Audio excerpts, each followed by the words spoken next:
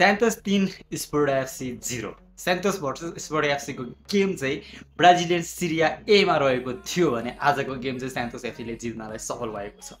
मैले लाइभमा धेरै खेलाडीहरू देखेको छु तर नेमार जतिको जिद्दी र नेमार जतिको ट्यालेन्ट खेलाडी मैले कोही पनि देखेको छैन। नेमार जुनियर इन्जुरी छ, हामी सबैलाई थाहा छ, उसको शल्यक्रिया गर्नुपर्छ भनेर पनि भनिरहेको छ।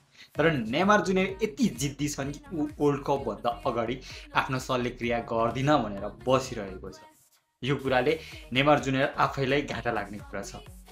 तर उसलाई एउटा कन्फिडेन्स के छ भन्दाखेरि आफू 2026 को विश्वकप जसरी पनि खेल्छु भनेर चाहिँ बसिरहेको छ।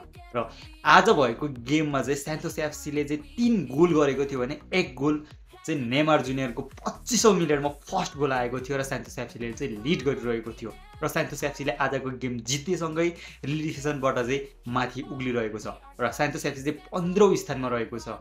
अझै 2 गेम बाँकी रहेको छ। यो 2 गेम जितेको खण्डमा चाहिँ नेमार जुनियरको सेन्टोस एफसी चाहिँ रिलेगेसनबाट चाहिँ माथि नै रहन्छ।